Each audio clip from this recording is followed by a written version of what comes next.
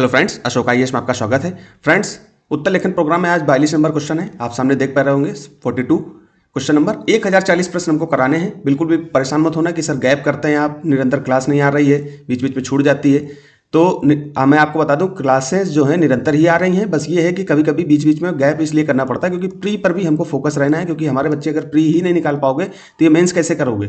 ठीक है, तो आप इसकी चिंता मत करिए कि 1040 का तो आपने ढोल बजा दिया, ठीक है, लेकिन आप करा नहीं रहे हैं। तो करा हम धीरे धीरे ही कराएंगे भैया, हमारे पास टीम तो है नहीं बहुत बड़ी। ठीक है, तो आप बिल्कुल परेशान मत होइए, ये क्वेश्चन हम सारे कराएंगे। बस आपका प्री निकल जाए किसी तरीके से, और निकलेगा अगर आप मैं जैसे मैं बता रहा हूँ, जिस दिशा में मैं प्रैक्टिस पीवाईक्यू सिलेबस वगैरह बता रहा हूँ, अगर इस टाइप से अगर आपने फॉलो कर लिया मुझे, तो आपका, मैं दावे के साथ बोल सकता हूँ कि आपका प्रीलिम्स में होगा और मेंस भी आप दोगे। और मेंस में जिस तरह से मैं फ्रेमिंग करके दे रहा हूँ आपको, सारी पीडीएफ में भी दे दूंगा। आप टेलीग्राम पर आइए तो मुझसे बोलिए तो, ठीक है।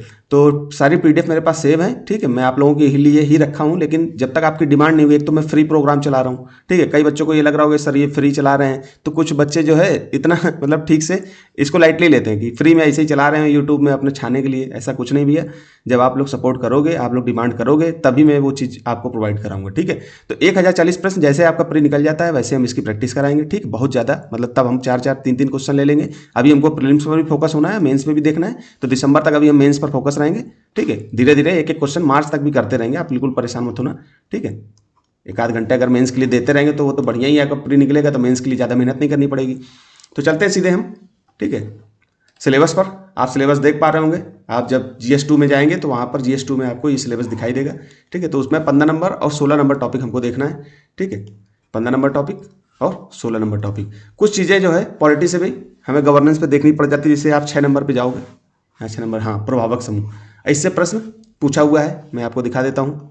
इससे प्रश्न पूछा हुआ है, मतलब मैं कल कराऊंगा उसका प्रश्न। यहाँ पर देखिए, भारत में सार्वजनिक नीति बनाने में, मतलब पब्लिक पॉलिसी बनाने में दबाव समूह, ठीक है, यही है प्रभावक समूह, यही पूछता है। तो अब हमको थोड़ा सा पॉलिटी के सिलेबस को भी देखना हो तो वहां पर भी तो देखिए, मैं पॉलिटी का गवर्नेंस का बिल्कुल आप मतलब अलग नहीं हटा सकते कि बिल्कुल ये पार्ट अलग है ये पार्ट अलग है। मतलब गवर्नेंस से कहीं ना कहीं घुला मिला होता है, आपको मिक्स करके लिखना होता है। जब आप पॉलिटी अच्छे से पढ़ लोगे तो गवर्नेंस पढ़ने के बाद आपको उत्तर लिखने में और बेहतर, मतलब उत्तर आपका दिखाई देगा। सोशल जस्टिस पढ़ लोगे तो और बेहतर होगा, इंडियन सोसाइटी पढ़ लोगे तो और बेहतर हो जाएगा। मतलब सारे सब्जेक्ट जब आप पढ़ लोगे तो ये चीज़ें आपको बिल्कुल बेहतर ढंग से समझ में आएंगी। तो चलते हैं सीधे प्रश्न पे। तो यहाँ मैंने 15-16 नंबर अलग से निकाल के रख दिया है। अब देखिए, ये सिलेबस की पॉइंट है, इन पॉइंटों को जरूर आप पढ़िए, चाहे भले इनकी नोट्स बना लीजिए। इन्हीं को देखना है जब भी आपसे पूछे, जैसे शासन व्यवस्था दिया हुआ है, मतलब पॉलिटी, पारदर्शिता, जवाबदेही की महत्वपूर्ण, ई गवर्नेंस, इससे प्रश्न पूछा हुआ है। अभी देखिए मैं दिखा रहा हूँ, अनुप्रयोग, मॉडल, सफलताएं, सीमाएं, संभावनाएं, नागरिक चार्टर, पारदर्शिता एवं जवाबदेहिता, संस्थागत एवं अन्य उपाय, ठीक है। अब आपसे किसी संस्था के बारे में बोल दे तो हमें संस्था, हमारी जितनी भी संस्थाएं सरकार की, वो कैसी होनी चाहिए? पहले तो नागरिक केंद्रित होनी चाहिए, ठीक है, एक पॉइंट ये निकाला। सिटीजन चार्टर को पूरा करता हो, ठीक है, नागरिक चार्टर को पूरा करता हो, चार्टर को पूरा करता हो, उसमें पारदर्शिता होनी चाहिए, ठीक है, पारदर्शिता होनी चाहिए।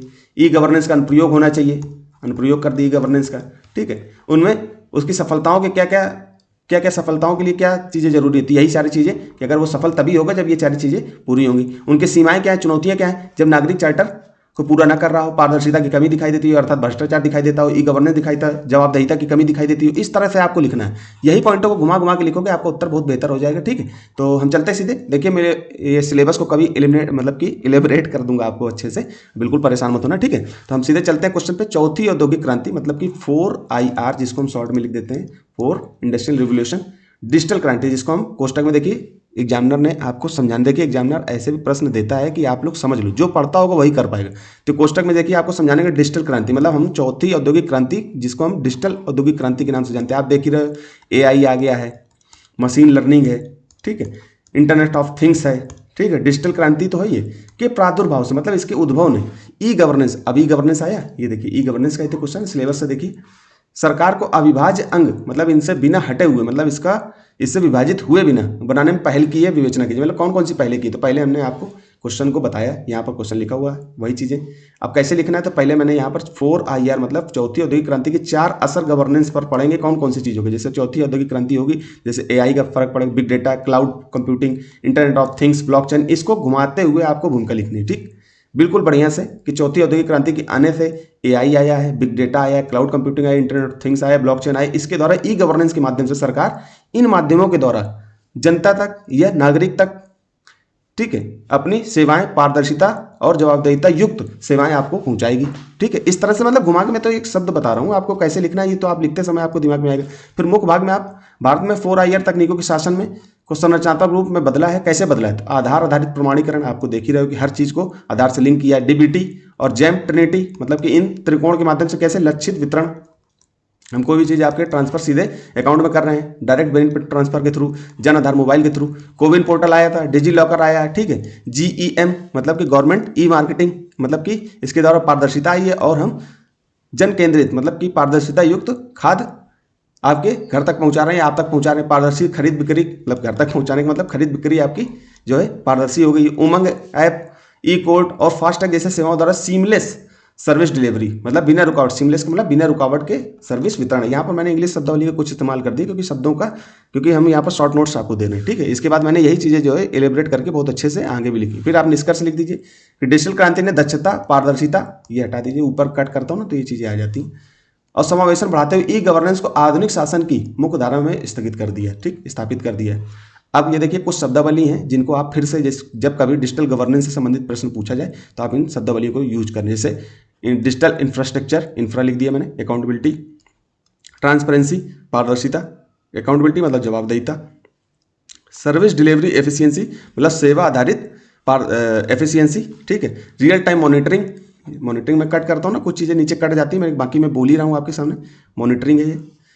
Productive governance, citizen centric governance, फिर इसके बाद ये सिस्टम कैसे गवर्नेंस को बदल रहा है, तो पहले कोविन पोर्टल आपको देख ही रहे कैसे बदल रहा है। जेम मतलब कि इसको गवर्नमेंट ई मार्केट, आधार, ठीक है, digital India, FASTag data, drone policy, ये सब यूज कर सकते हो। ठीक है, लेकिन सब यूज नहीं कर पाओगे, लिखते समय कुछ चीज़ें दिमाग से निकल जाती है, लेकिन ज़्यादा से ज़्यादा हमको यूज करना है इन सब चीज़ों को। तो अगली बार जब भी कैसा प्रश्न बने, इन फ्यूचर बन जाए, तो इन सब चीज़ों को आप लिखिए, मैंने नोट्स में दे रखा है, आपको मिल जाएगा। ठीक है, तो हम सीधे मैंने कैसे प्रश्न स्टार्ट किया है, तो देखिए 150 शब्द का प्रश्न है, थोड़ी सी भूमिका मैंने बड़ी इसलिए कर दी क्योंकि आपको लिखते समय इन्फॉर्मेशन आपको ज़्यादा से ज़्यादा मैं दे सकूँ। ठीक है, बाकी इसको लिखता तो मैं इसको 4 लाइन में भी भूमिका लिख देता। भूमिका का बहुत ज़्यादा महत्व नहीं होता है, ठीक है, क्योंकि 150-200 शब्दों में लिखना है तो भूमिका आप बना जल्दी बन पाएंगी, तो ठीक है, 1 लाइन में भी, 1.5 लाइन में भी भूमिका बना सकते हो। मैंने यहाँ पर इन्फॉर्मेशन देने के लिए भी कोशिश की कि आपको भूमिका के साथ साथ इन्फॉर्मेशन भी मिल जाए। तो मैंने देखिए कैसे स्टार्ट किया है कि चौथी औद्योगिक क्रांति, जिसमें कृत्रिम बुद्धिमत्ता, AI, big data, cloud computing, internet of things, blockchain शामिल है, ने शासन की पारंपरिक शैली को परिवर्तित कर नवीनकृत प्रौद्योगिकी से जोड़कर सरकार को डेटा आधारित, त्वरित और नागरिक केंद्रित सेवा प्रदाता